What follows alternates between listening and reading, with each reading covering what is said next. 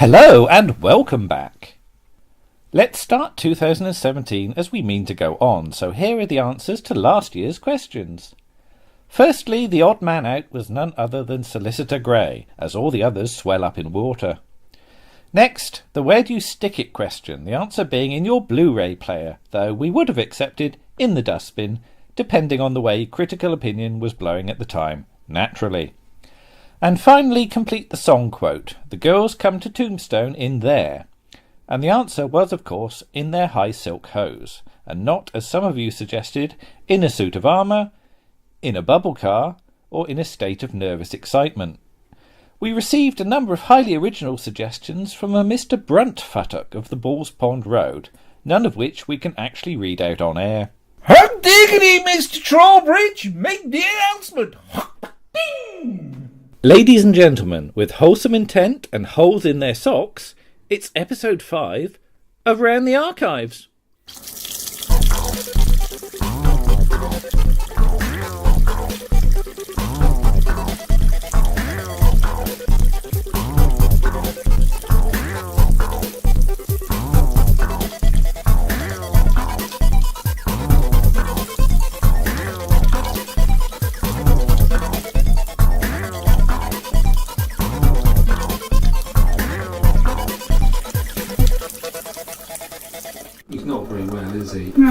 Our picture puzzle series, Jigsaw. If you know what the word is, send your answer in on a postcard with your name and address to Jigsaw, BBC TV, Wood Lane, London W12 7RJ, and you could be lucky and win one of our prizes. See you next week. Bye-bye.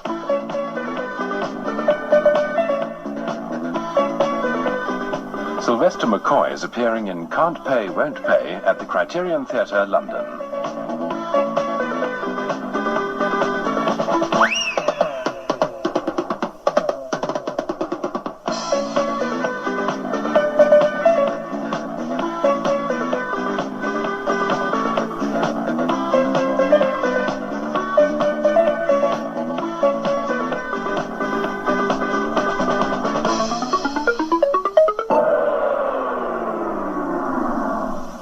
Hello and welcome to issue 5? Yes, is it? issue 5. Good Lord, I can't believe we've got to issue 5. Yes, issue 5. Of, what's this called? Round the Archives? Round the Archives. I should know. You should know that. You've already introduced it. I thought of it. I'm Andrew. I'm Lisa. And you might be able to hear Rose. And Rose is purring again very loudly. It's a theme. She always is. It's a theme. We've got a packed programme for you tonight. We have. Ronnie. Yes. So we will get a shift on. Yeah. We have a theme, don't we? We do have a theme. The theme is the Regenerations convention from Swansea. From Swansea. In Swansea. In Swansea. Not from Swansea. Well, we went to Swansea to go to it. Swansea, 2016 September. Yep. Lovely weekend. It was. And we've got some interviews. Or an interview from it, and all the featured programmes are going to be ones where the guests that we saw, the guests that we saw or talked to or met or spoke or asked questions about. Yeah. We do have a slight correction from last time, wasn't it? In that the science show that did the Box of Lights special effects wasn't Tomorrow's World; it was QED. Right. But I've not been able to track down a copy of that, so never mind. But what did we watch last night? What did we watch last night? We watched. We did some Clive Doig. We did some Clive Doig. Because I was utterly legends that is Clive Doig. I was utterly thrilled to meet Clive Doig at Regenerations. Yes. And Clive Doig for me is Vision On. Yep. Really, for you, he's more Jigsaw going into Eureka. Yeah. But. He's also, and there's a load of other stuff he's done. I'd utterly forgotten he directed The Phoenix and the Carpet, the Gary Russell version. Mm-hmm. I've stumbled across a 1-hour documentary on dinosaurs that he's done. Right. Okay. Dinosaurs, fun fact and fiction. Anybody that likes dinosaurs. Yes. He's good in my book. Dinosaurs. Yes, I like dinosaurs. But first of all, we saw Jigsaw, didn't we? From 1980. Which is I forget which one it was. But Jigsaw is basically it's a kids show, BBC, based around a word or several words each week. You get little sketches and clues to form a 6-letter word. None of them seem to be particularly rude, but no, well, it's for children, so don't do rude words. You've got Janet Ellis as one of the hosts. Yes. You've got Adrian Headley as the other host. Yes. Yes. Yeah.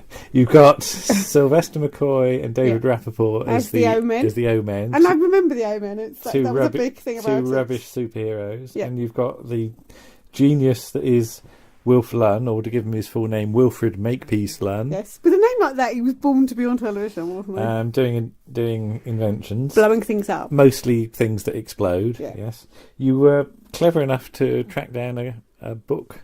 Or several books. Yes. Well, yeah, he's written his autobiography. He's written his autobiography. If you're going to order, don't order it from Amazon. Get it from him. Get it from him, because he'll sign it, and he does little little drawings. What's the address for? I really couldn't remember. I just put Wilf Lunn in. You just put Wilf Lunn in. Well, if I do that, and it popped up. But I think Wilf Lunn is one of the reasons why you're a scientist. Why I became interested in science. Because you wanted to blow things up. Not necessarily. It was just the invention of all his stuff, and the fact that he got to look a bit odd with his ginger moustache. Yeah, and his hat. And his hat and everything. Yeah. So people of my age remember Wilf Lunn very fondly, I think. Yes. Janet Ellis does a pretty good job, I think, hosting it. She does, yeah. I don't see why Janet Ellis couldn't have hosted it on her own, to be honest. Yes. It's obviously a sign of the times that you have to have a male host and a female host. Wilflunn.com. Well, that makes it easy, doesn't it?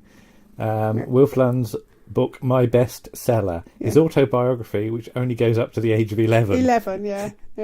But I don't think he sends it out himself. He's got somebody that sends it out for him. No, but $9.99 for a signed copy. Yeah. Well worth getting. Yes. But you did. So you also got me the Wilf Lunn book, which was Things to Make. Yes. And I remember this book being at in the library at school. And it was one of those books that everybody used to take out. Right. So as soon as somebody returned it, there'd be somebody jumping on it to take it out. So I don't think I ever actually got to take it out. All right, okay. And I was at school for quite a few years.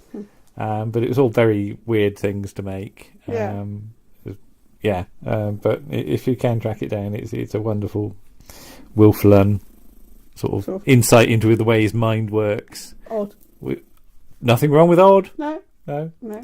I would say the weak link is probably Adrian Headley as the co-presenter. Yeah, because he's trying too hard to be wacky. Yes, it's this. It's a forced wackiness. He does a lot of sort of mime stuff, which is perfectly fine. If you like mime. If you like mime, which I can't say I do really. But whereas Wilf Lunn or Sylvester McCoy are sort of naturally wacky, that's just them. Naturally eccentric. That's their character. I think Adrian Headley is trying a bit too hard to be wacky because it's for kids. Yes. And even as a kid, I think you pick up on that. You find it. I think you probably find him annoying. Too hard. Yeah. But he does create the standout character of Jigsaw. Yeah, I mean there is the sort of white elephant in the room, or the white demon-faced thing, big-nosed, which is Nosy Bonk. Yeah. And we have to talk about Nosy Bonk. We do have to talk about Nosy Bonk. Nosy Bonk is very strange. Yeah, he's got this sort of jacket, sort of dark jacket on. His face is sort of this white. It's like a sort of papier-mâché thing, isn't it? With this huge nose. Yes. And boggly, starey eyes. And a permanent grin. Yeah. Yeah. And anybody that sort of knows Nosy Bonk probably had nightmares about him. Yeah. Yeah, probably. I don't remember having any nightmares. Yeah. Oh dear, look at him. This horrible leering face. Yeah. Oh dear. No, go away, Nosy Bonk. I'm going to stop that. I don't like it. In fact, we have a thing with a friend online who occasionally, if we post photos of things, he'll superimpose Nosy Bonk. Yeah. When we took a picture of our new sofa a year or two ago, he managed to get Nosy Bonk's head leering out of our cupboard under the stairs, which was really disturbing, wasn't it? Yes. But yeah, so yeah, Jigsaw I think is a it's an admirable show in many respects.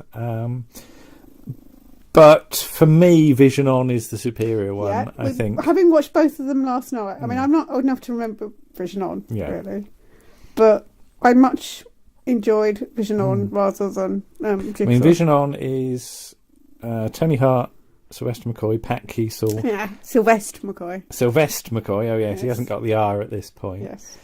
And things you remember from it are, of course, things like the gallery where kids would send in... Which they then took on to take out. Which went on to take out. Kids would send in pictures. And, yes. And what was it? There was a prize for all that we show, but they couldn't return them. No. Probably because they went in the BBC incinerator or something. Probably. But the way Vision On works is that there is a bit of a theme. So the one we saw was time, wasn't it? So there was lots of bits and pieces of clocks and things like this. But there's a lot of animation in it because it was a program designed for deaf kids, really. Yes. Which is why Pat Kiesel's doing all the sign language stuff. Yeah. But they'd give out this theme, and they had a sort of team of animators from sort of, I mean, from the UK and indeed from Europe. I think. Yes, they had a few Czechoslovakia. Well, sort of. they weren't. They were from Europe, but they didn't farm it out to Europe. They were No. They were Czechoslovakians that had to they'd leave come over off, here. and they come over here. Yeah.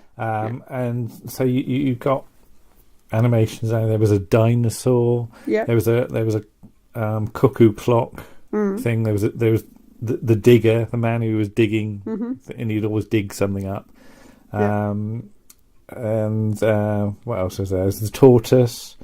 There's the burbles. These were these strange things that lived in a grandfather clock. But you didn't know what they were. Yeah, you never saw them. All you saw was their speech bubbles. Yeah.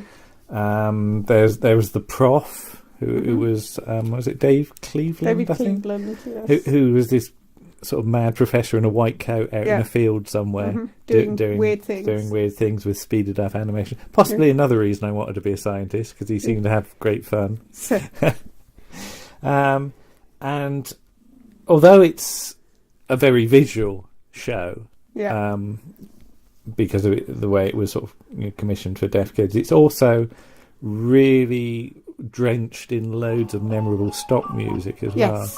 And a few years ago I started looking up Vision On again, because I was sort of getting sort of quite nostalgic for it, and I managed to find on YouTube somebody done a compilation of all the bits and pieces of music from it. All right. And it's all stock stuff, none of it's specially composed.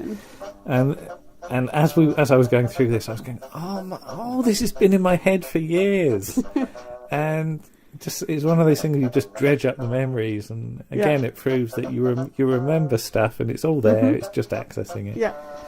I mean, we briefly got to talk to Clive Doig. Yes.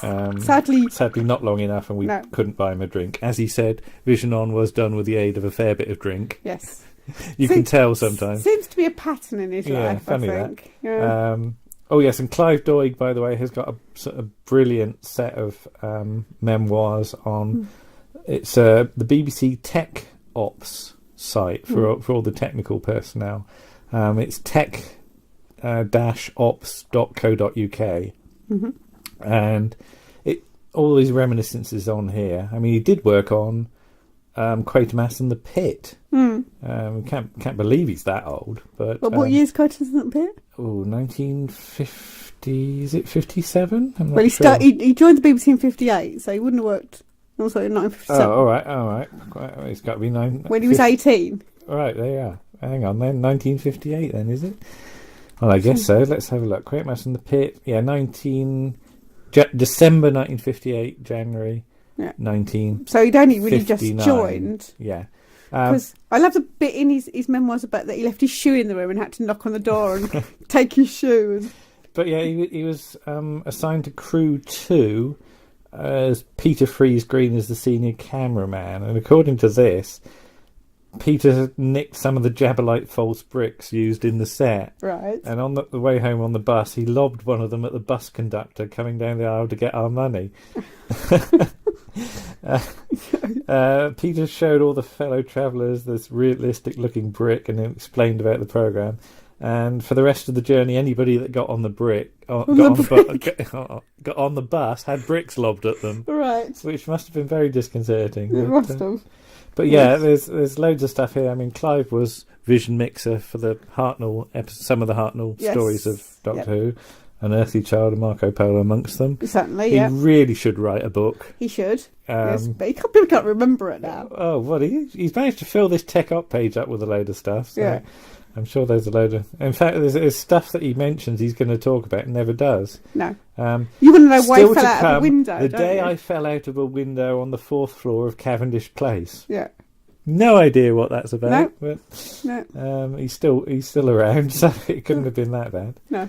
But one suspects he might have been a little bit relaxed. Possibly. Yes. But I mean, we did say to him we would so love to see a DVD release of Vision On. Yeah. It's going to be weird. Didn't he say that nobody seemed terribly interested in doing it? He'd like one. Yeah. I certainly know some people that would fall on this very gratefully. I mean, there's a few bits and pieces again knocking about on YouTube. As always. A couple of complete episodes and some clips and things. Yeah. But yeah, it really was one of those essential shows of my childhood, I think, and so pleased to have met him, if only so briefly. So there we go. Yes. Clive Doig, we salute you. Yes. You've done some damn fine work. Yes. Right, what are we going to do now? I don't know. Should we do the chat with? Okay, let's do the chat with Warren. Warren has come, and we're going to talk about. Not now. Well, no, he has come. He has come. We have pre-recorded this. He's come and he's been. Yes. So we'll edit him in, and we'll talk about what we remember about Regenerations in general. Okay. Back after that. Bye. Ta-ra.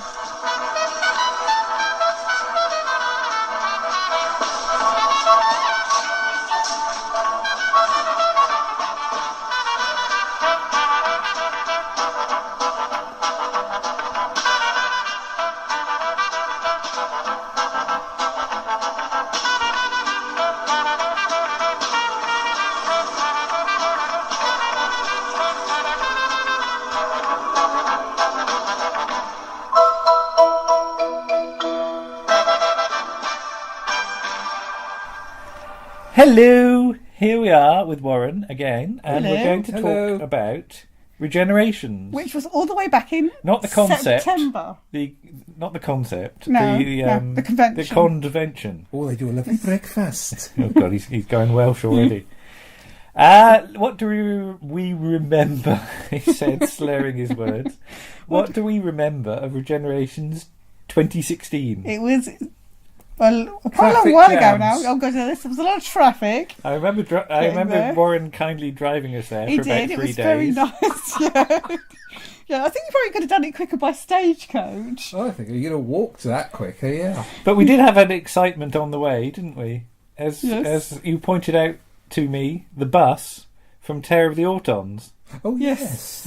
Which is quite local to us, apparently. Apparently so. Yes. It's almost just down the road. Yes, it is. And I didn't know it was there. But anyway, after 600 miles and 3,000 days, we got to Swansea. I remember. In Welsh Wales. Yeah. We checked into the hotel and then immediately got hugged by 1/4 of the restoration team because Steve Roberts turned up, didn't they? 1/4. You were grabbed by the restorations, were you? I don't remember that. Okay. Show me on the doll. Okay. Oh yes. Oh, I remember. Yes, I remember. And Jenny. And Jenny was lovely there. Jenny shirt, who is also on this podcast being interviewed. We managed to grab our 10 minutes with Terry Malloy. Yes, that was later on though. That wasn't immediately. No, which you will have heard hopefully in the Christmas special. 10 minutes with Terry. 10 we should have called it that. 10 minutes with Terry. That's a good idea. Yes. Too late now. But yes, let's actually talk about who we saw and what we see. Who we saw first of all. Saturday morning was scheduled for Jacqueline Pearce. Yes. But Warren, you have a tale about that, don't Jackie, you? bless dear Jackie. I went in to go and collect a photograph from the photograph people, which is highly that's the place to go, isn't it? It is, for photographs. And there sat in the corner, all on her own, bless her, was Jackie Pearce. Oh. Hang on a minute, Rose can't get in. You just hang on to that. Open the door. Just to pause for a moment because Rose is stuck in the hallway. Come on, Rose. Come on, In you Rose. come. I'm going to have to cut this bit. Coming in. Right, anyway, She's in Swansea. trying to keep the thing going. Yeah. You saw Jackie Pearce. What Pierce, was she doing? Recovering, I think. From? A massive hangover. Why? Why was this? Well, I went up to Jackie and said, could I have a photograph of you? I said, there's no one here. They've left you. They've forgotten about you. She said, I know, darling. Darling, they have. But I must say, I'm bloody hangover. I said, what happened? She said, I was watching Strictly and I seemed to consume a bottle and a half of red wine. I couldn't quite make it this morning. No, she couldn't get out of bed, so they put Annika Wills on So instead. they put Annika on. On her own. Oh, Lord. And Which they is immediately probably started not a good confessing idea. things. didn't Yes. Confessing the Phoebe Could little sod. you confess that? Was it about the shoes? Or No, was the that shoes later? when That they was did later. That was later Yeah. when she No, has she was. I think she was. There was an awful lot of talk about an adventure in space and time, Yes. Yeah, she didn't and like her. how she didn't like certain parts of it. Yeah, Like she said- hair. Like hair. Her character's hair, Patrick Troughton's Everyone's hair, hair. everybody's hair. And Jean Marsh. Jean Marsh pointing out that She didn't have a didn't- beehive or something. Yes, a bleeping a beehive. bleeping beehive. Yes. Yes. You can put the bleeping in yourself. But, But yeah, I thought that was nice because Annika comes on and basically says, right, everybody in this room is my friend, Yeah. so I'm going to tell you stuff that perhaps You shouldn't know. you shouldn't know. Yes. That's the nice thing about Regenerations, because it's only about 200 people. yeah, it's not a huge one. Such a relaxed atmosphere, isn't Yes. it? And people do. And the thing about going to the panels is at the end of the panel, there's a gap. Everyone goes outside, and the guest is still out there, Yes. and they'll chat to you in the hallway, or in my case, I will push them downstairs the previous year or dance. Oh yes, with you them. managed to nearly trip Phil Collinson downstairs a few years ago. Didn't Yes. I danced with Katie you? Manning. And did Annika touch you? Oh, she inappropriately touched me. Yes. I'm still scarred with that one. Show us on the doll later. I will. Yeah. Have you got a large doll? Yes. Who was next? Catherine Schell, Catherine Schell, the lovely Catherine Lovely Schell. Catherine who we Schell. mostly talked to about cats. Yes, Yes. yes. They were only asked her one question about cats, Yes. which was what were her cats called, and what were her cats called? It's on a previous podcast. Yeah, it's on a I previous forgot. podcast. She's a countess, isn't she? She is in real life. Yes, Yeah. a countess. Oh, hang on. Shall I look her up? Yes. Oh, I'm go on going to then. look her up. Then. Right. But she's very lovely, and she was. She had a book out, had as a quite a book few out. people Yeah, did. Yeah. Well, that's why she was there. Ah. That's how they could afford to have her I've there. got a book out, but nobody buys it. Well, you don't advertise it enough. So. It's Katharina Schell von Bauschlot is a Hungarian. Schell is the family name. Von Bauschlot indicates the region of Germany where the Schell family originated.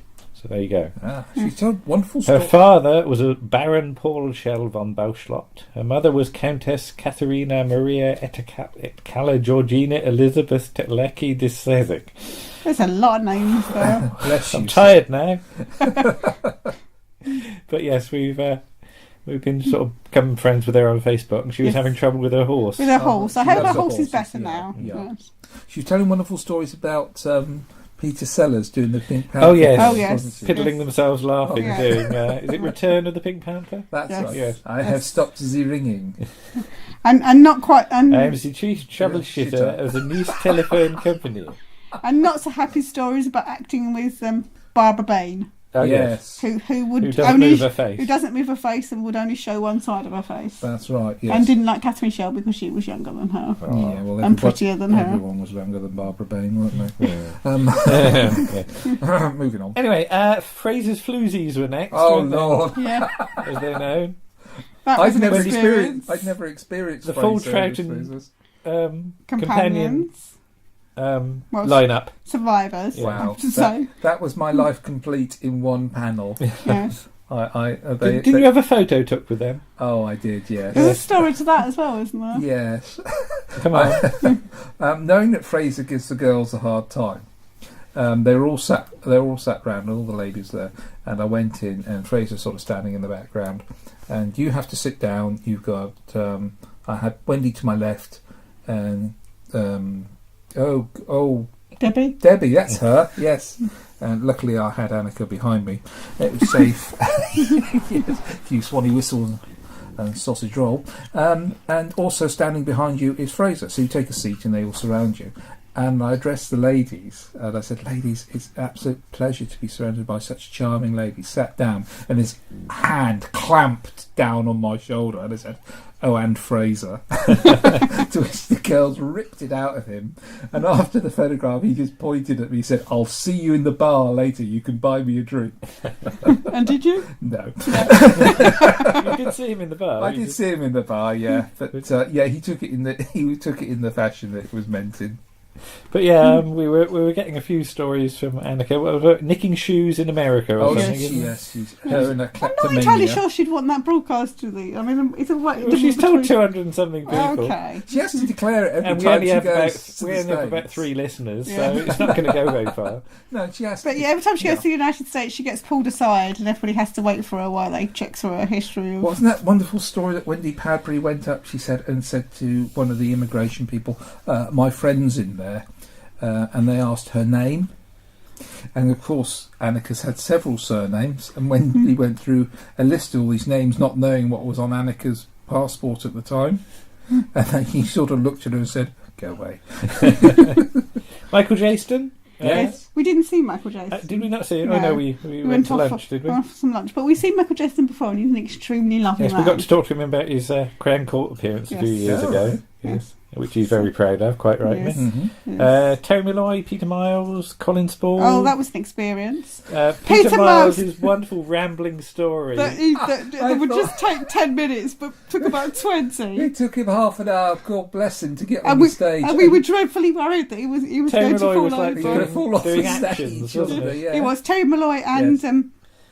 and his bear And his bear, Yeah. Whose and name was- Monty. And his Monty. kilt, and wearing his kilt. wearing his kilt. His Welsh kilt, Irish kilt, Irish kilt. Gemma sorry. Redgrave with a wonderful laugh. Yes, we missed a bit of Gemma You Redgrave's. missed an absolutely priceless moment when she's talking about Christopher Eccleston's doctor, and unfortunately calls him Chris Evans. Chris Evans, his doctor. And at that point, I think bless her, she was so nervous. At that point, it broke the ice, and she just couldn't stop. She laughs like a machine gun, doesn't Yeah. she? She's brilliant. It's a bit of a Sybil Faulty laugh, It's isn't it? Yeah. very simple fault. But the problem is that she laughed, which made the audience laugh, which made her laugh, which made the audience laugh. It's like a vicious circle of and we should have mentioned the stage invasion.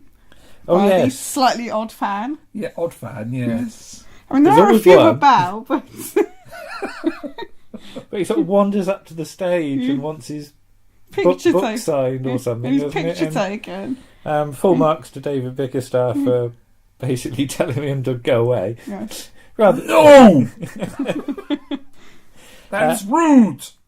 was that your David Bickerstaff? Yeah, sorry. Okay.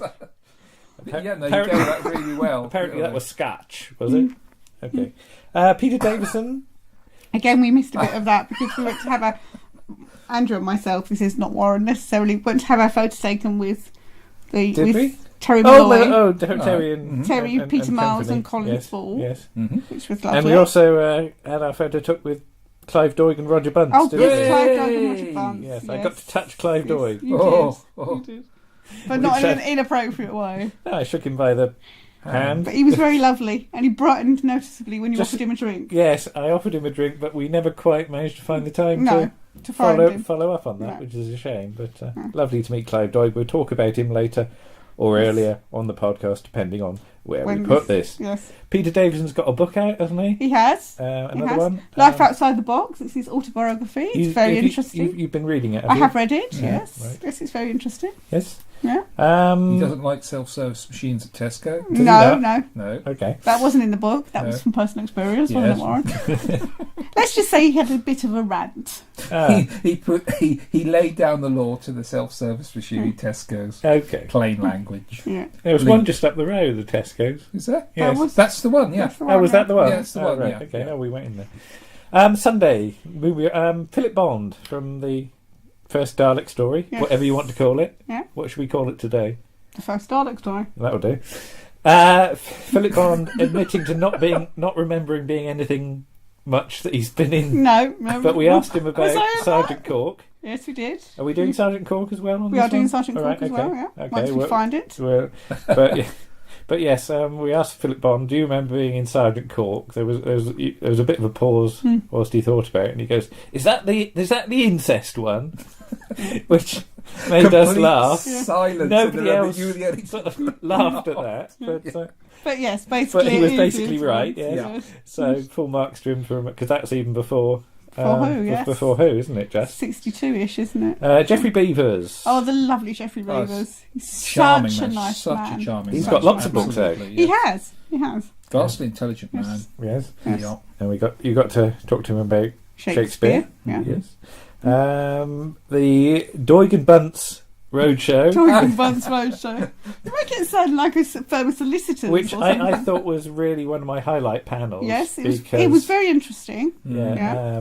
And kudos to Roger Bunce for answering a question about aspect ratios. Oh, somebody asked him. Yeah, somebody was asking when he watches his DVDs, the picture's the wrong shape and something, isn't it? And Roger Bunce goes, well, if you go in the menu, there's a thing called aspect ratio, and you can put it to auto. Amazing that you go to a convention and then ask how to tune your telly in properly. But there we go. What else? So Doctor Who magazine were, of course, there. Yes. Then Horror Fang Rock sort of mini panel, Louise Jameson and Annette Bullitt. Oh, what happened in that panel? I missed that. You missed that happened, didn't I? Yes. Bickerstaff, David Bickerstaff. Sorry, David, if you're listening. I doubt wanted to reenact the slap. To be slapped in the face by Louise Jameson. Oh, I dream of that moment. She was a little... What, slapping him or being slapped? Being slapped. Anyway. Sorry. Yes, she was a little reticent to do it quite as hard as she'd done it in the actual episode. So she did do it, but it wasn't really...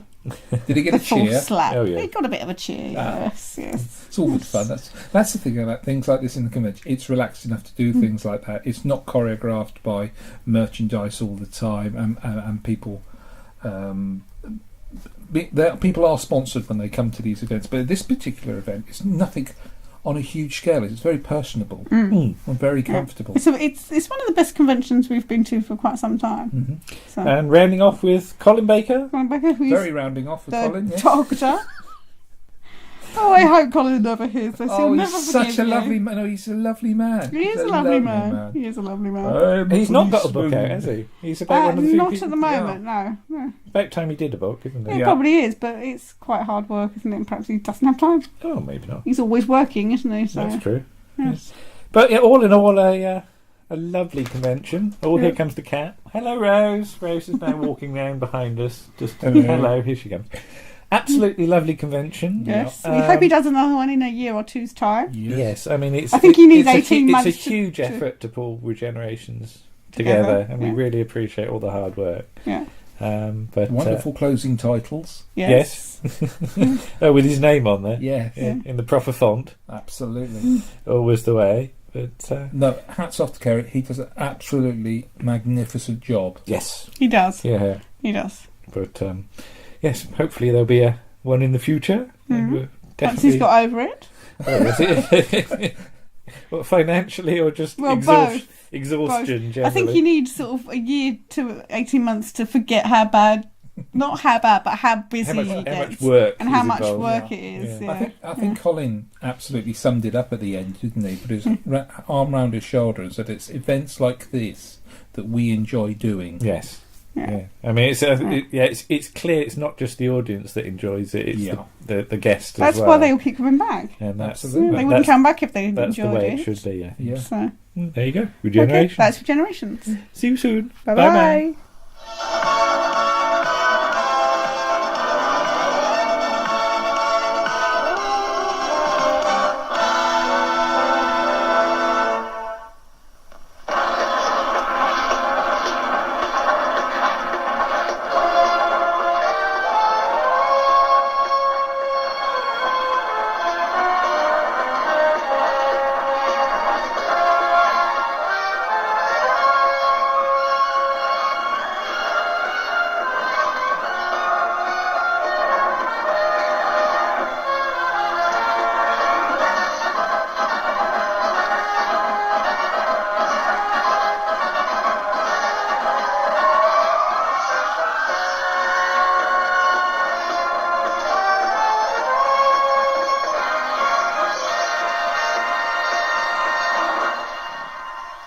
Sorry to have to interrupt the programme. I expect you've noticed that a sort of branch of a tree has invaded the picture. Well, we're going to see if we can get rid of that branch.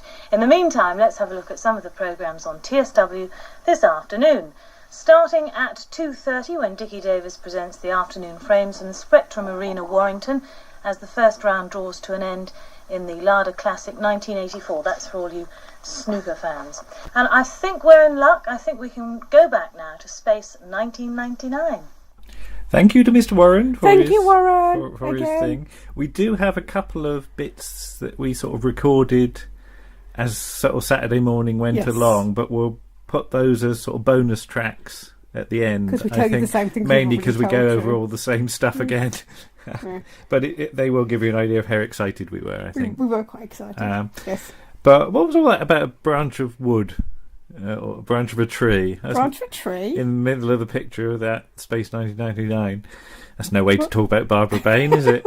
I don't know. There are some people that may disagree with you there. It's a TSW transmission, and something seemed to go wrong with the film or something, so I don't know quite what that was about. I didn't. But yes, know. we want to do Space 1999 now.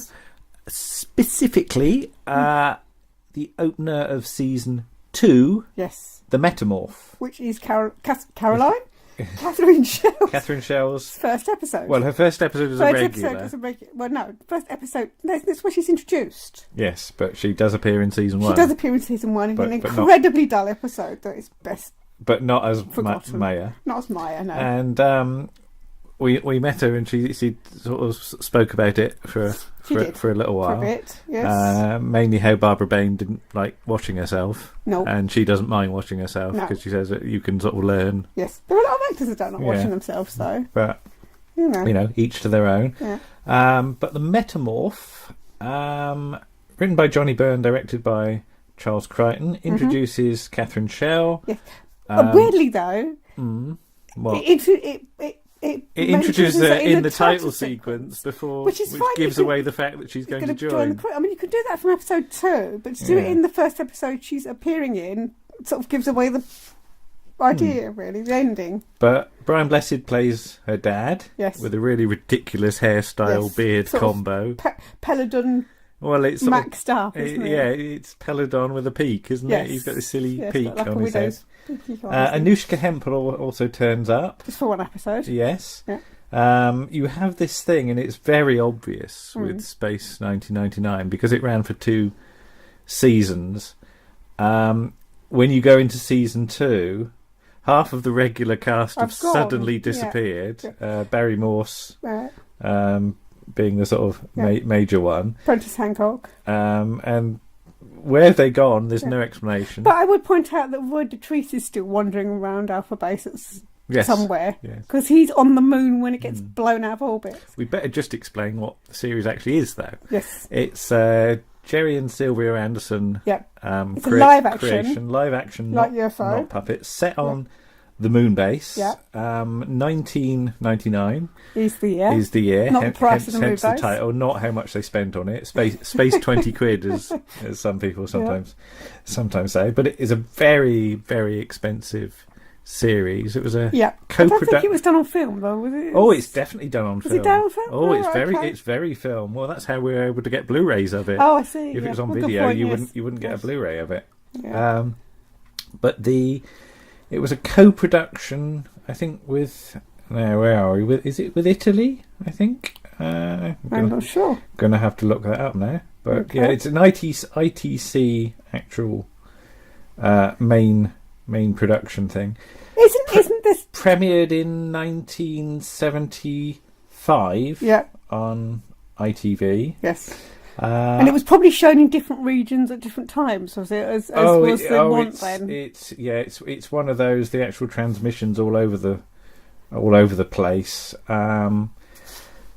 Yorkshire, Grampian, Ulster, Scottish Border, ATV, and Tyne Tees. 7:00 Thursday, the 4th September. London and Anglia screened the first episode 2 days later on Saturday at 5:50. So it's that thing. There was never really a established spot for it. Yes, slot. Even.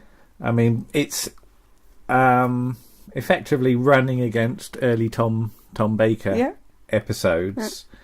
Your main stars are Martin Landau and Barbara Bain, who are American. Yeah. Previously known for Mission Impossible. Yes. And they were married at the time. Yeah. Season 1 has the wonderful Barry Morse. Who just doesn't know. Who just doesn't know, John. As Victor He Birdman. never knows anything. By Season 2, he's just vanished for no apparent reason. Yes, the co-production is with RAI, which is Radio Televisione Italia. So there you go. So yes, it was an Italian co-production. Okay. But yeah, the money certainly shows on screen. I think it does.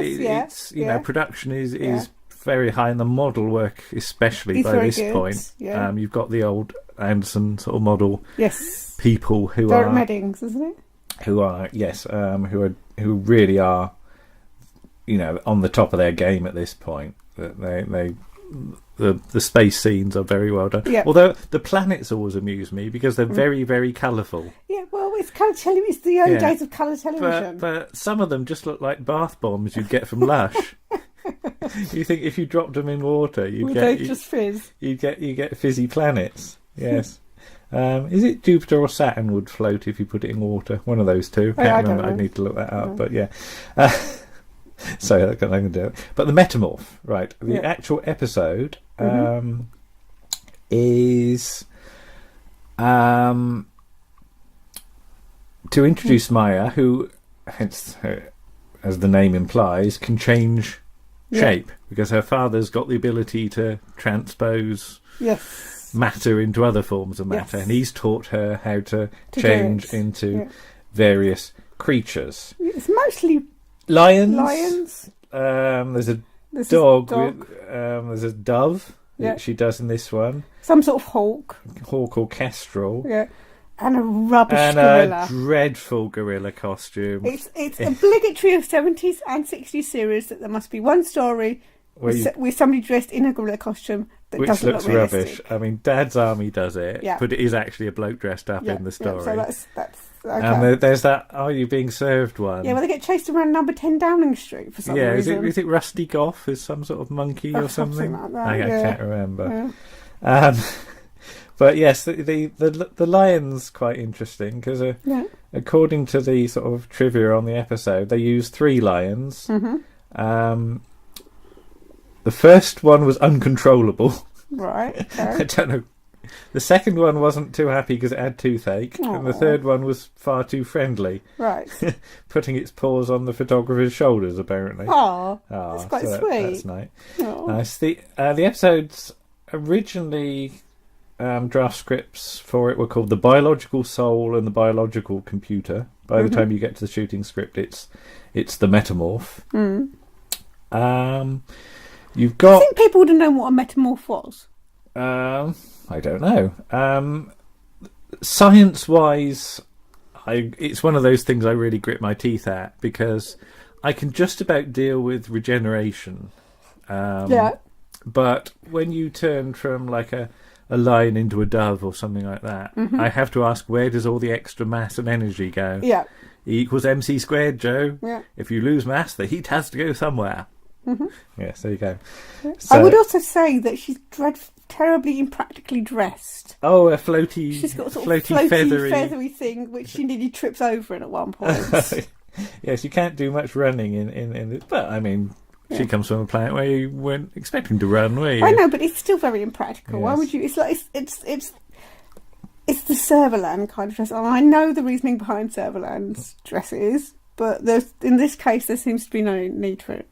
Yeah.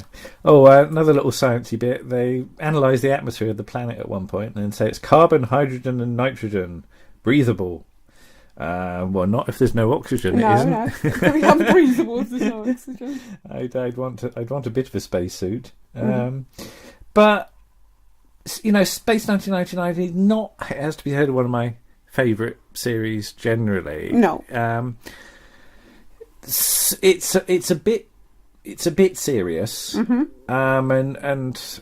You sort of say you're a Doctor Who fan to people, and they automatically assume that makes you a a science fiction fan. They do, doesn't yeah. it? I mean, Yeah. I know you've had that. I've had to try and explain the difference between. I think I actually ended up describing myself as a fan of classic television, which is a bit of a sort of, because it's like, why, and what's classic television? How far back is classic? Yes.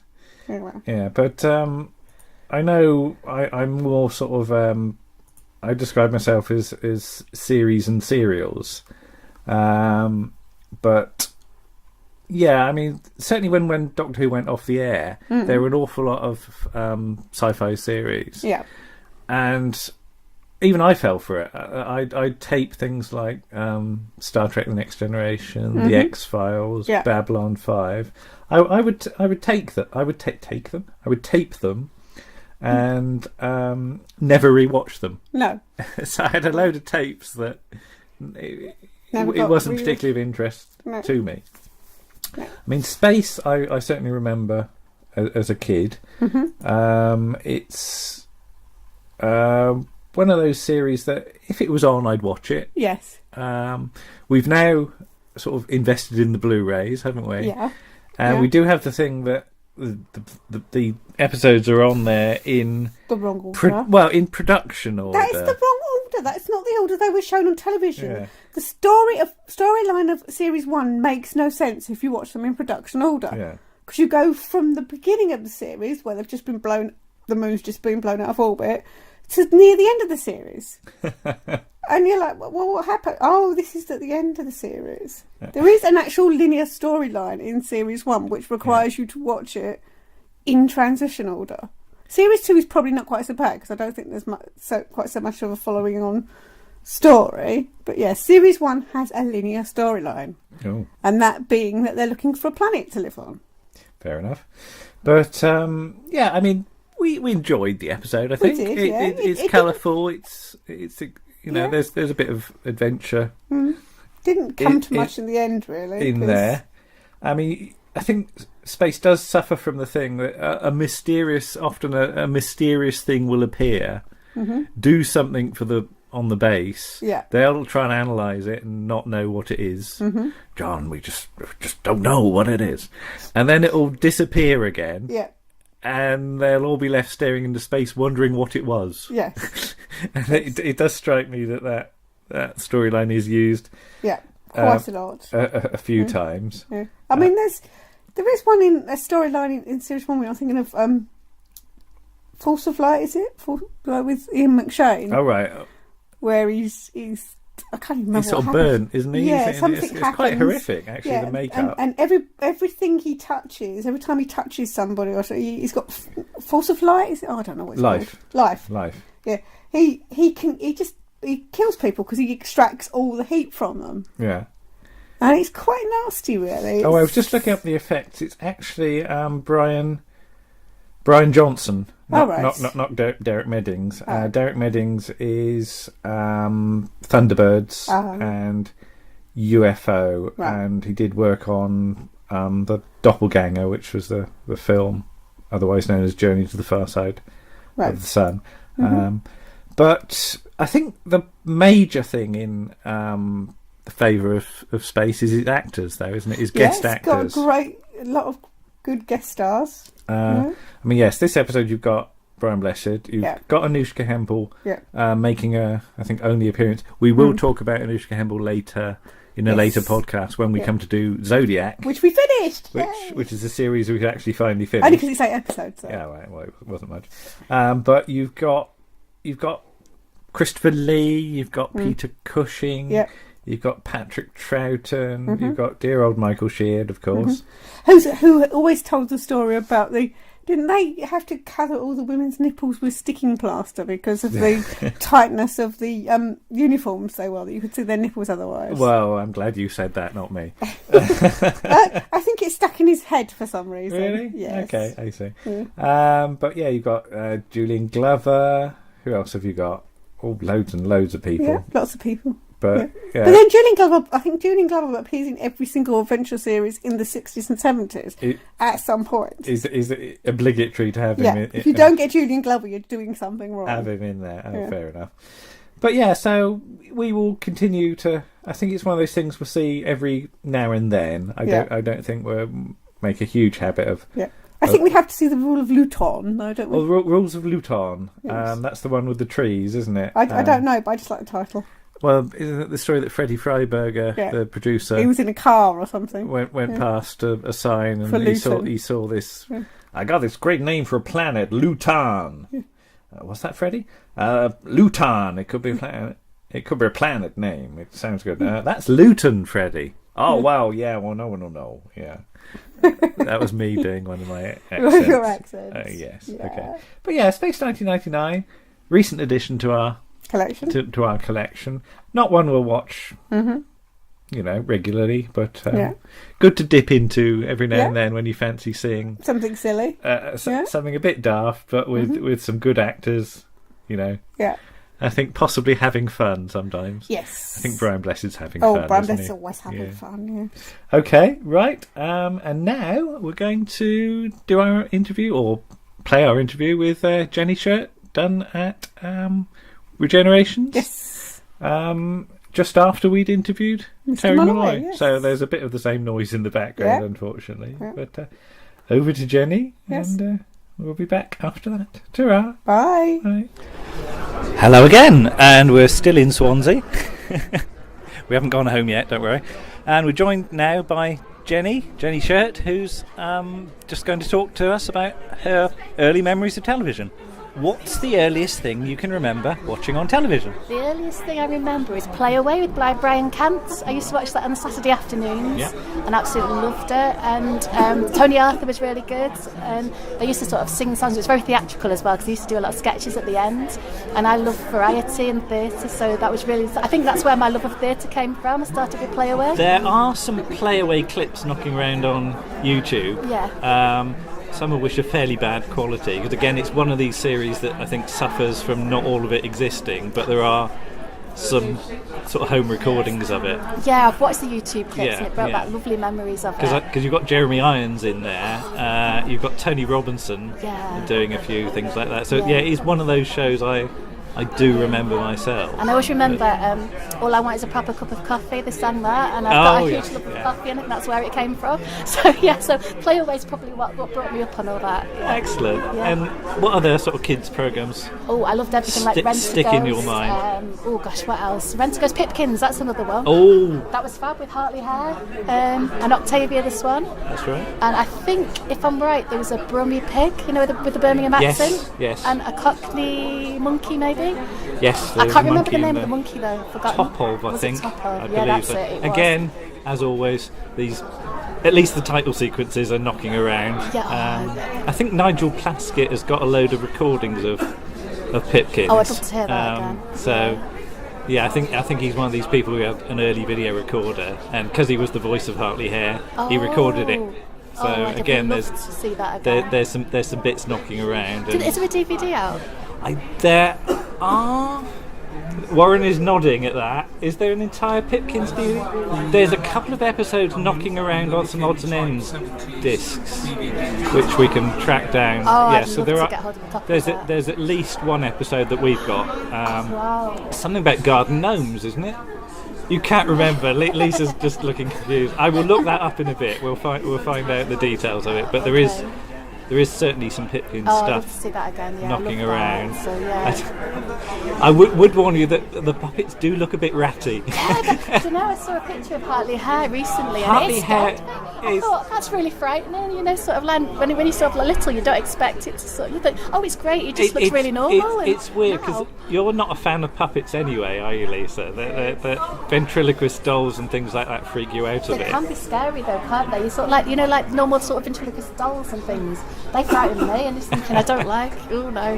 We've also been watching, and we will be featuring in more detail on this podcast. 3-2-1. I love 3-2-1. And you asked us about some Chuckle Brothers clips the other day, which we managed to find. Oh, fantastic! I watched it again, and I just love the sand dance as well. And I think I'd love to have seen them do this live. I think it would have been brilliant to watch, and I think they're really inventive. And that's from the 1982 episode called, unsurprisingly, Egypt. Oh. Yeah, because I hadn't found it. I didn't know where it was. Yeah. And, you sort of like got the YouTube clip and I watched it again. Yes, unfortunately, or fortunately, we have seen a lot of 3-2-1 in the last few years. Because, again, most of them have been uploaded. Have you got a favourite? What's our favourite? We quite like we're going to cover the episode Dickens. It's a Christmas special from 1979. That's got Wilfrid Bramble in it as Scrooge, wow. Terry Scott, Bill Maynard. I don't actually think I've seen that one. Yeah, that's because with 3-2-1, the longer it went on, the more they sort of went away from the sketch format of it, which we quite like. Where they do a little sketch and then you get the clue. Later on, it becomes much more sort of singing, dancing. Was Chris Emmett on it? Chris Emmett and Mike Newman are the sort of residential comics. Yeah. Mike Newman's always knitting for some reason, isn't he? I remember it that well. He sort of knits himself this ridiculous multicoloured jumper by the end of the series. I don't remember that. We'll find you the stuff. I'd don't like worry. to see that. Yeah. But and the clues never made sense. They kind of made sense, but then you get to a point you think... I've started to get a bit better at them, but that's probably because I've seen them several times. You sort of get into the way the writing works, but it was one of those things people always said the clues never made any sense. They didn't, and when you're little, it kind of went on forever. The actual programme felt like it was about 2 hours long, and it wasn't. Somebody said that was it Brad Jones said that on Facebook? Yeah. He said, it's only 50 minutes. It felt like it was like most of the evening. It really did. It felt like you were sort of there for a long time watching it, and you don't realise it was only very short. But yeah, they only ran to about 45 minutes, 50 minutes or so. But, who could be guaranteed to make you laugh on TV? Now I think Peter Glaze on Cracker Jack. Loved to please Peter Glaze. I thought he was great. That's interesting because I always remember him with his glasses and Little Man, and I think was it Don McLean that was his partner. Don McLean with the amazing teeth. Yes, because he's about 1974ish. Because there is that clip of where Cracker Jack starts with the John Pertwee title sequence and Peter Glaze's face appears. I've got to see that. And he goes, "No, it's not Doctor Who, it's Friday, it's 5 to 5, it's Cracker Jack." I've not seen that. Thank you. That's on for more than 30 years in the TARDIS I've release. got that as well, and I've not seen it. It is on there, I think, at the start of... It's about sort of half an hour in. I'd like to see that. Yeah, so that is there. It's just one of those things. And they did do a Christmas pantomime where you get Terry Walsh playing John Pertwee's Doctor very briefly. I don't remember and that. I vaguely remember it, and that does survive. That's another one I've got to look up now because I'd like to see that's a bit both harder of to find, yeah. but I do remember it. Yeah. That's fab. But yeah, it's interesting that you said Peter Glaze because there's a couple of guys in America that have just started a podcast about watching Doctor Who all the way through from sort of episode 1, and they've just started on the censor rights. I think it was released today actually. So Peter Glaze I think pops up in episode 3. Yes, so he's in it, isn't we have found a Danny Baker tribute to Peter Glaze. It's one of his TV Heroes things, and we're going to try and send it to them. I just think he's just really entertaining. It actually made me laugh. I don't know why, but I was only very little at the time. But every time he came on the screen, I just really enjoyed him. As Danny Baker says, he's the person that invented the word dough. Yes, which is years before Homer Simpson. I was thinking about memories now. I remember him doing that. Oh, we can find you lots of stuff. Yeah. Don't worry. And then Basil Brush was another one. Absolutely howled at that, and I don't know why. I think it was about 5 at a pantomime, and I went to see him, and I think I was the one still laughing when everybody else had stopped. So, I just remember that. Oh no, I was very fond of Basil Brush. Yeah. But the other thing was, what scared you on TV and beyond Doctor Who? I take it as read that Doctor Who scared you, but were there other things? Yeah, Children of Green No and The Evil Tree. Do you remember that? Children of Green No. Children of Green No. Warren's nodding at that one. That's a faint memory, but I know the title.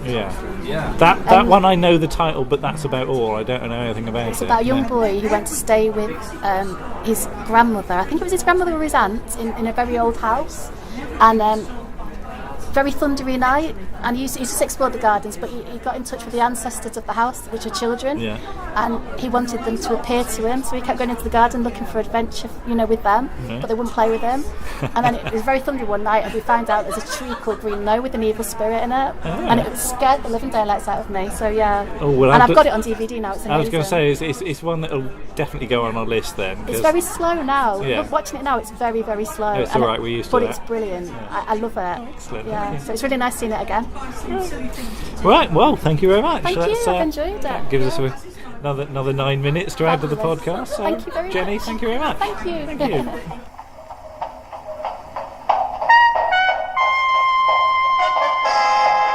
Victorian London. A hansom cab, a gaslit street, and Sergeant Cork, pioneer of the newly formed Criminal Investigation Department. I believe, Lord Crichton, you introduced Lily Brander to James Stratton. Yes, I did. They formed a strong attachment? I believe so. But at least there was none of this nonsense about marriage. I see. You approve of working-class girls as mistresses, but not as wives. I think you might do well to remember who I am. Frankly, I don't give a damn who you are. The fact is, someone has threatened to kill Mr. Stratton. Neither you nor anyone else is going to stop me finding out who it is. Neither you nor anyone else. A saying characteristic of the man. For Sergeant Cork was a man who was no respecter of persons in his work. And his life's work was the pursuit of justice.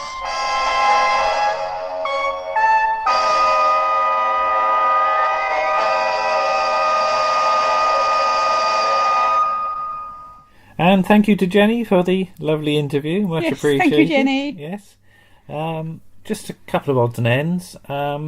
Just to correct ourselves again, as we got a bit confused. Sorry. Catherine Schell's comment on Barbara Bain was that she watched herself too much on sort of rushes and things like that, and became a bit too self-aware of what she was doing on camera. We also have tracked down a Vision On book, haven't we? Yes, it's extremely lovely. Vision On, a book of nonsense with some sense in it, from 1970. How much was it? It was originally 12 and 6. 12 and 6. And I don't even know what that means. It's got loads of stuff in from Tony Hart and Pat Kiesel about art. Teaches you some sign language. It's got some stuff with the prof in. We should also not overlook Patrick Dowling's contribution to Vision On. Patrick Dowling later to go on to do the adventure game. Yes, which severely overestimates the intelligence of the contestants. Yes, we will do the adventure game at some point. We've got a few from the BBC store, haven't we? Yes. From the first series. Got those. Yes. What was there anything else that we'd left out? I think that was it, wasn't it? Yes. Right, so now we're going to move on to Sergeant Cork. Sergeant Cork. And we've got we've got our police advisor here. Yes. Mr. Warren. Mr. Warren. Hello. Hello. We're going to look at an episode from 1963, which is The Case of the Sleeping Coachman, from 24th of August 1963. And it starts, amongst others, well, the person who we're actually concentrating on. The reason we chose to do it was because we briefly got to speak to Philip Bond about it at Regenerations. And he was very lovely. Sadly, we've just heard today that Philip Bond passed away. Recently, so we're going to dedicate this article to him. We were so sort of touched that he did actually remember anything about the episode at all. It's a very small part of a very long career. His career is absolutely huge. First parts I've got listed from go back to 1956 from ITV Television Playhouse. So the Sergeant Cork episode is a decent way he's into his sort of career. He's one of those people that's done everything. Been in everything. Doctor Who fans know him as Ganatus from the Daleks, the first Dalek story. He gets a bit of a romance with Barbara. But he's clocked up appearances in The Saint, Red Cap, Armchair Theatre, No Hiding Place, Man in a Suitcase, Champions, The Avengers, Z-Cars, Doom Watch, Human Time Bomb. We've got that over there somewhere. Does that exist? Human Time Bomb, yes. Yes, it's a season 2 one. Yes, Oh, right, it's okay. the population one, isn't it? I don't know. It's isn't it the high-rise building Oh, one? well, yes, yeah. I think We so. stalled a bit on Do Watch. Yeah. Jason King, The Anedin Line. You said you were. I will be getting you that at were some gonna point. get the I was going to Anedin look Line. at it on YouTube and then buy it, but I might just buy it. Yeah, Grand Court, I have to import it from Holland. Shoestring, Only Fools and Horses to Hull and Back, Bergerac, Lovejoy, Lots of Casualty, things. Midsummer Murders. Is he in Midsummer Murders? He is What's Dr. he Wyatt in Death in a Chocolate Box. Chocolate What, I'm trying to remember what episode that is. Don't know. But, Is it where they got Peter Cushing selling soft centres? I don't know. But yes, I mean, you we sort of briefly got to speak to Philip Bond. You saw him briefly as well, didn't you? You headed him towards the green room, wasn't it? Yes. I think he was quite glad for a glass of wine after the panel. But lovely bloke. I mean, it was very nice to see him at the convention. Yes. And just sad we didn't get to speak to him again. anymore. But yeah, the episode of Sergeant Cork that he stars in is quite early on in the run of Sergeant Cork. I think it's only about episode 9. Sorry. Right, Lisa. Yes. Okay. It's a bit warm in here, that's all. It's a rather unusual episode in that Cork and Marriott, played by John Barry and William Gaunt, actually get to go to Wiltshire. I did get to go to Wiltshire. Not actually on location, though. You Wiltshire? No. Yeah. But I said to you, Warren, is it likely that they'd get to go to Wiltshire? Very much so. Things with the new CID. The CID was set up and quite in a clandestine manner to begin with, because the law didn't allow the police to investigate. All right. The police were set up initially as preventative more than investigative, and this was mainly because that the upper echelons and the higher classes did not want people from what they classed as the working class investigating their business. Right. Their naughty business. Very much the naughty business. There was a lot of naughty business going on. Dirty business. And so there were various investigations going on regarding embezzlements that were being carried out secretly under the instructions of the Commissioner of the Metropolitan Police, who then in those days would have been Robert Peel. All right. Yes. And he was not telling his political masters what they were doing. Okay. And he was gradually putting together these reports and putting it in front of the Home Secretary and says, look, we have this is what's happening. We have got large-scale fraud going on and we can't do anything about it because you will not let us investigate things. Yeah. And the law changed, and all of a sudden the CID appeared and they started carrying out large-scale investigations. Scotland Yard was very well known, still in its infancy, but was very well known for having well-trained investigators. Out in the countryside, you had very few CID officers at all, if any. Yeah, I mean, they talk in this episode about Devizes police station, and I've got here that Wiltshire Constabulary was established in 1839 at the Bear Hotel, Devizes, being the first county police force. Now, Sergeant Cork takes place sort of late Victorian, isn't it? It's about 1870s, Yeah, 1880s. so the chief constable at that point would have been Captain Robert Stern, RN. He's from 1870 to 1908. And you found this very much, that ex-military types would run what they would call a very tight ship in that case. Yeah. That's why initially the police were run like a military organisation, because they had no other model to run an organisation on other than the military. Admittedly, uniforms were different. We were discussing uniforms earlier this evening. They've made them very different from a military uniform. Absolutely. Yeah. But if you go back and look at the origins of your humble police officer, as I was saying to you earlier about the first 3 warrant numbers in the Metropolitan Police were wiped out within the first couple of days. Yes, PCs 1, 2 and 3. Yes, were all sacked because they were drunk on duty, and this was a regular problem, because you had people who applied for the job. There were very few people who were educated to a standard that was desperately needed, but they went for a minimum educational standards. So you could read, you could write, you could walk, you could talk. They give you a top hat and a baton, and off you go. Yes, but most of them were so poorly paid, and their hours were so long that they were drunk most of the time in their local hostelries. They would walk into pubs and get drunk. Now, this episode concerns a murder, as many Sergeant Cork episodes. Most Sergeant Cork episodes seem to. But you were saying to us that in reality, murder was a fairly rare occurrence. Yeah, you look.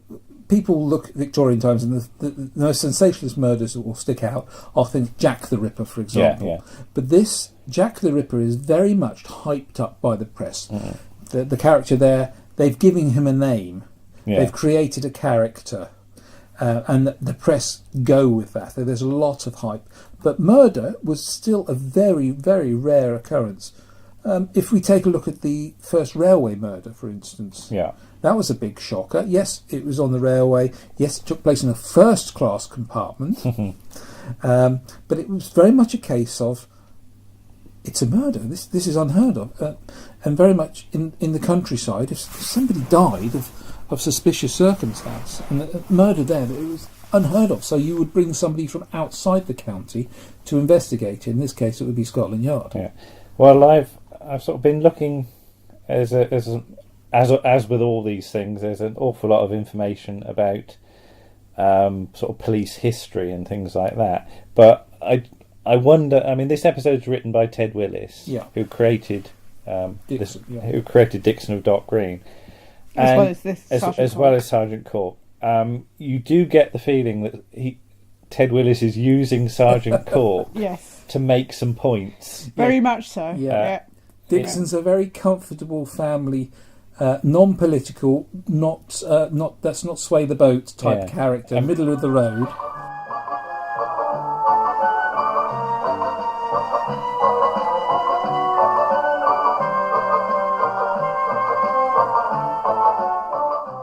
Cork and Marriott are called in to investigate the murder of a maid. Of the maid. Yeah. Which is found in the stables by the coachman. Yes. Who is sleeping. Hence the name. Interestingly, you've got quite a few Doctor Who guest stars in this episode. At least 3 or 4, isn't there? We've got Carmen Silvera playing Mrs. Fielding, who's Sergeant Cork's landlady. You don't see much more of her, do you? No, I think that's the last appearance. Yeah. Philip Bond playing George Melrose, the son of the household. Of the household. Patsy Smart. He's the mother of the maid. Want that served up with onions? Yeah. Yes, indeed. John Harvey is Inspector Armstrong from the local police. It's set in Wiltshire, and there are some attempts at accents, I think. But they're not. Warren and I are from the West Country. And as we all know, an edge is an edge. Edge. As they say in Hot Fuzz. But these accents seem to vary between Scottish and Irish, and nothing much resembling Wiltshire that I've noticed. Yeah, but a West Country accent on television is never a proper West Country accent. No, that's true. It's always a bit sort of cod. And also, we're still living in not so much an ITV land. BBC was still very much plummy, weren't they? Yes. Still, Yeah. I mean, Z-Cars is still sort of glared at because it's rough northern accent. Yeah. But here, you find that you get a mixture of what the actor's interpretation of an accent might be. It's the Jamie Crimmerman thing. I soften the accent because if you wouldn't keep the broad Scottish accent, nobody'd understand it. But John Barry as Sergeant Cork immediately comes up against Sir Henry Melrose and rubs him up the wrong way. Cork is very much of the opinion, I don't care who you are, I'm going to get my job done. Yes, but absolutely. It makes for very good dramatic television. Yeah. But as you said, Warren, he'd be out on his ear at the first thing that would happen. Sir John Melrose would have said, "Right, I'm speaking to the Chief Constable," and he'd have been out there in seconds. Almost certainly wouldn't have come in the front door. This is meant to be the plain clothes branch, isn't it? I wouldn't say that Cork's clothes are very plain in this one. No, he does stand out rather, doesn't he? He's got a wonderful sort of check suit and trousers combination that you can see coming a mile off. I wonder what he likes in colour. A bookie. But he's got his he got his toffee with him? Yes, he's brought his toffee with him, but No. he's left his humbugs at home. Well, They gave him to the landlady for her children. Yeah. There was always a running joke that in the plainclothes officers in the Met used to wear brown boots because they were issued with brown boots. All right, why brown boots? They were cheap, probably. They were cheap. And carry a pair of derbies, and derbies being handcuffs because they were made of Derbyshire steel. Yes. I mean, these days, Sergeant Cork is very forgotten, I think. You mention it to anybody and they haven't got a clue. But at the time, it was a big series. You look, there's big articles in the TV Times. I mean, it ran 63 to 68.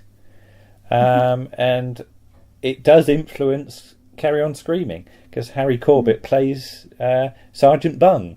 Yeah, and I never associated and nobody seems to know that joke these days. It had to be explained to me. So anything that influences a Carry On film has to be a fairly big thing for you. It's a good deep stick. They know that you're going to get the joke. Yeah. But going back to Sergeant Cork. I mean, Cork is a series I would love to see get just a showing on a satellite channel of some sort, because I found that there's hardly a weak one among them, is there? No, the odd one or two. But and again, they're not straightforward, are they? No, Weekly, you have to watch them. For weekly turnaround television. They're trying some, and they got some very impressive sets, some very good production, very good actors, some hard hitting stories. That has to be said. The one at Christmas. 1963, where the Fenians, where there's a massacre. There's a massacre of police with a machine gun. And this goes out on sort of, this is Christmas week. Yeah, this is cheery stuff. Yeah. I mean, you've got the one that we recently saw, the Pious Patriarch. Oh, God, yes. Where you've got the son and the daughter of the sort of MP. Is he an MP? He's an MP. And they're going to sacrifice this sailor. Yeah. It was very. And they're going to get the kid to do it. Yeah. And he's got the knife in his hand. It was really. You wouldn't even get away with that shot these days. No. You wouldn't get away with the shot with a child with a knife in their hand. There's some astonishing stuff being attempted. But if you want to, I don't know if you want to focus a little bit more on this episode, just with a bit more background, because I think we've previously mentioned that you asked Philip Bond about it. Yes. And he didn't immediately remember anything about it. Well, we didn't expect him to remember anything, really. He then, just before they asked the next question, he said, is that the one with the incest? Yes. So yeah, I mean, Philip Bond's character and his sister. Yeah, Rosalie Crutchley. Yeah, so very close. Clearly very close. She's making a sort of bust of his face out of clay. Yeah. And she's sort of massaging his back and stuff, and it's all sort of it's all implied. Undertone. It's not flagged up too much, but you can see what's they're playing with the subtlety of the viewer. They're expecting you to pick up on it. To put two and two together and go, right. Yeah. But do you think the audience would have done then in that sort of in the 60s? I would think so. Yes, I think so. I don't think people had. Do you think if they'd have made that 10 years earlier, people wouldn't have really picked up on that? I don't think they would have made it 10 years earlier. I mean, when we started watching Sergeant Cork, I mean, from the opening title sequence and the theme tune, which is sort of very strident, and it's one of those theme tunes that sings the name, isn't it? It's Sergeant Cork, da da da. We thought it felt very 50s, didn't we? It felt very 50s. It's not helped by the fact it's rather patchy. Yeah, the black and white. The trouble is the copies that survive are a bit sort of just the picture quality is not a bit all over the place sometimes. It's in fact we've recently seen a trailer for it where the title sequence looks better than the actual episode. Yeah, having now actually seen what the original film of the title sequence should look like, which is immaculate. Some of these copies are not great. Can I ask you then, keeping this episode in mind especially, what draws you in to the storyline of Cork in this particular story? In this one, I mean, you've got a very good Cork and Mary are a very good team. Yeah, they're a good double act. So there's a bit of humour. Yeah. Sort of bouncing off of them. Yeah. They're interesting characters to watch. Yes. I like the fact that Cork doesn't put up with any nonsense. No, he doesn't put up with nonsense. He doesn't let rank get to him. Yeah, I mean, we always say with the Ted Willis script, he's sort of rattling the cages of the upper classes, that just because you're privileged doesn't mean that you can get away with things. That you're going to get away with stuff. So, And I think there's only one episode where he doesn't get his man. But, he always gets justice for the victim at the end of the episode, and that is very satisfying. I mean, there's a line from the father of the murdered girl that he doesn't expect Cork to find out who done it if it's somebody in the big house, and Cork says, "No, I will. Whoever it is, I will get them, and they will be punished." Yeah, and that's an appealing thing. I like the fact that he won't stop. No. Yeah. He'll keep on going until he finds out who did it. The social class is no barrier. Yeah. No. He doesn't care who it is. It can be if it's the lord of the manor or the dairymaid. If they do wrong, they will get punished. Yeah. And this, I think, is the big thing, as you say, from Ted Willis's script. This is the big thing that says there's been philandering from above stairs to below stairs, and this was a regular thing, which was known, is known. This happened, and many a chambermaid was with child because of... I was just looking up Ted Willis, and he gets his life peerage announced on the 23rd of December 1963.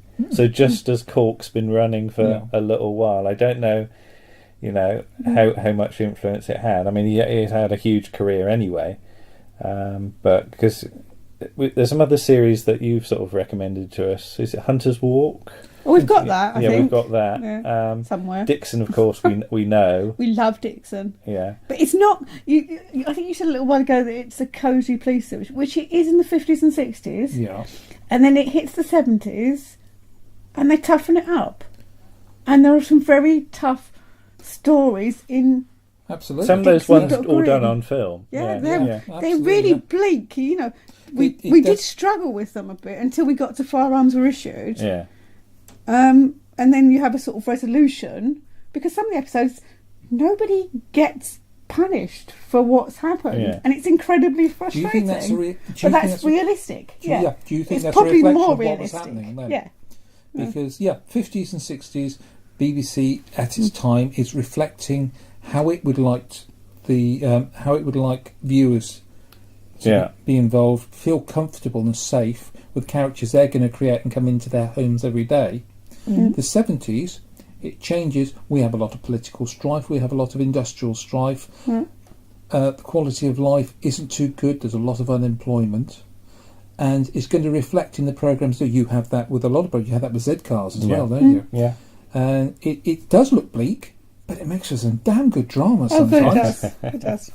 Yeah. But we should go back to Sergeant Cork. Go back to Cork. Anyway, and we should say that Philip Bond's character isn't very likeable. No. But the performance he's given is very confident. Very confident. Yeah. It's very good. He knows what he's doing with that part. Yeah, he's a very good-looking man. Yeah.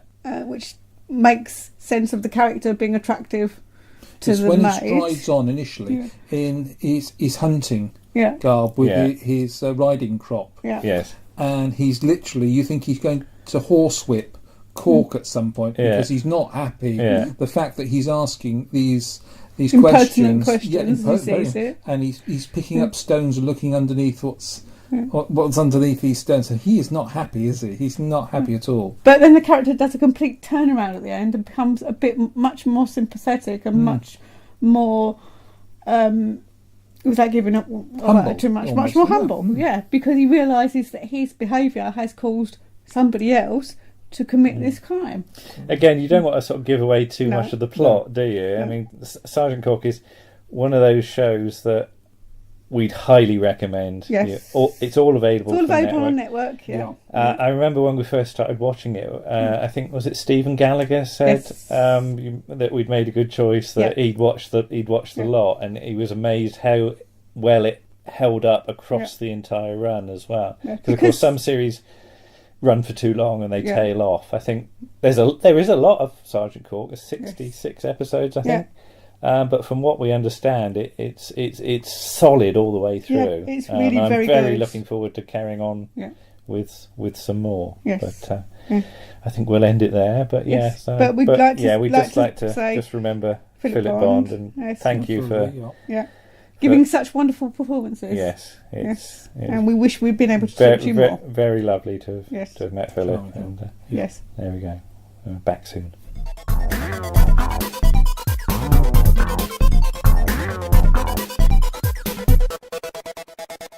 Well, that's just about it for this week, but we've just got time to announce some lost property that we discovered on returning home from Swansea that needs to be urgently claimed. Would anyone who knows a fan who sports paisley winkle pickers, Dayglow orange spats, a mahogany ear trumpet and a t-shirt that claims "Get It Here" please come and collect them, as he's stowed away in our car and has been sitting suspiciously close to the gear stick ever since. Cheerio. See you next time. That was episode 5 of Round the Archives, starring Lisa Parker and Andrew Trowbridge, with Warren Cummings and our special guest, Jenny Shirt. On the musical side, you heard Dan Tate and Paul Chandler. The script for Sergeant Cork, The Case of the Sleeping Coachman, was by Ted Willis. And the producer was Jack Williams.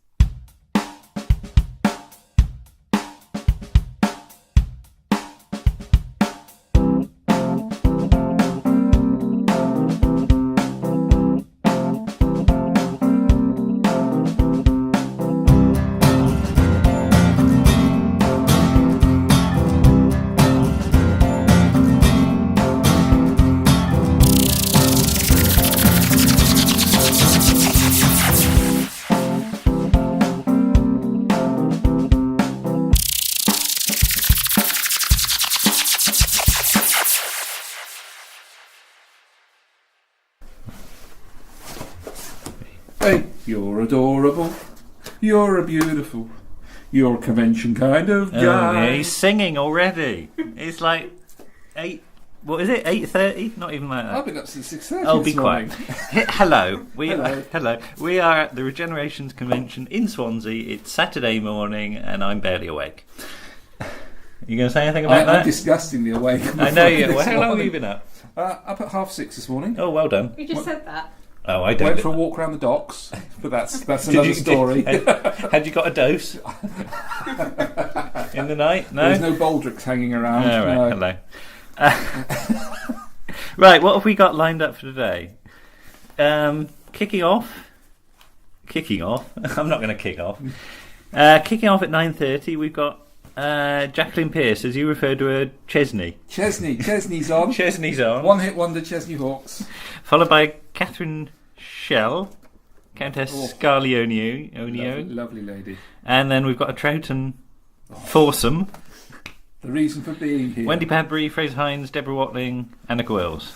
And Not that's touching- is that she's going to be your not highlight touching of the me. morning? Yes, she's going to be not touching me again. Oh, were you touched? I was touched last time. All right, okay. Oh.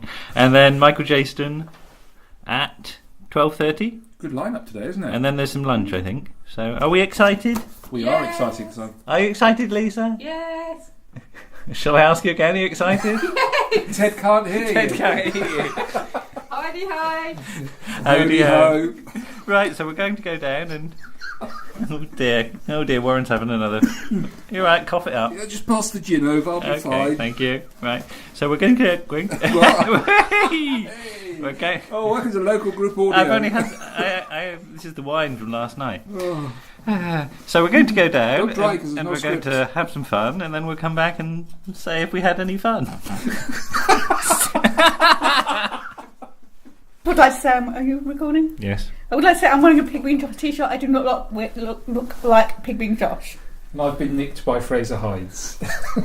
So, did we have fun? Yes, Yes. It's lunchtime. We've done the first... we did. We're sort of lunchtime. It's not lunchtime. Well, we've just had There's lunch. still a panel going on. Yeah. But 9:30, Jacqueline Pearce. That didn't happen, did it? No, Jackie had a Warren, why didn't Jacqueline Pearce appear at 9:30? You've got the gen on I this. have the gen on that. I've just had a beautiful photograph with... I've never met Jackie before. She's so lovely. I thought you met her on the tube. Oh, that was slightly different. She touched me inappropriately. Okay. That's a long story. We'll tell you one day. I'd never met her to sort of talk to and sort of for any long period of time. Anybody, and she sat in the waiting for nobody to have no photograph to us. I thought I'll go in there. I said, "Did you have a heavy night last night?" "Well, darling," in that wonderful theatrical way. "A bottle of red, maybe a bottle and a half, and strictly." Strictly. So she said, "God, was I suffering this morning?" I said, "Oh, that's better." Yeah. So she's on. Red wine. She's on in about half an hour's time. I said, so you're on shortly. we should go and see that. Oh, absolutely. Yeah, yes, she's rather good value. So instead, they kicked off with Annika Wills, who was lively as ever. Oh, she was wonderfully lively this time. Lively. Catherine Schell at 10:30. Such a fascinating woman. So what was one of her cats called? Ivan the Terrible. Ivan the Terrible. I'm so stealing that name. So yeah, she's a cat person, which is good. So that's nice. Then we've had the Troughton era companions. Was quite tame, wasn't it? That was nothing much happened with the Troughton era companions. You've got a nice photo with them all. Oh, absolutely. Now tell us about Fraser. You come in and there's Wendy Padbury, Deborah Watling, Annika Wills and Fraser Hines. Right. The ladies are all sat round, and you sit in between the ladies, and you've got Annika to your left and Fraser joins your right. And I go straight up to the ladies, past Fraser, because I know Fraser loves to have a hog the limelight. He loves, but in a nice way. I've got ladies, absolute pleasure to be surrounded with such beautiful ladies so early in the day. And I sit down, and this hand clamps on my shoulder, and Fraser. But that is a nice photo. Looking at that, that's rather lovely. That has made my convention. So we're off to a good start, I think. Mm-hmm. So we've got an afternoon to come. Terry Malloy, Peter Miles, Colin Spall, Gemma Redgrave, Peter Davison, Clive Doig, Roger Bunce, and anybody else who turns up. Are you looking forward to, Lisa? Yes. Who am I looking forward to? Yeah. Sorry, not yes. Yes, not a good answer. I am looking forward to seeing the lovely Mr. Terry Malloy, because it's always interesting. You better have drunk some of his tea. Yeah, I bet he has. He's always interesting. And I'm looking forward to saying hello to Clive Doig when we have our photo. Director of Vision On and Jigsaw and lots of other things. So very important figure in our childhoods. So we'll be back later. Bye.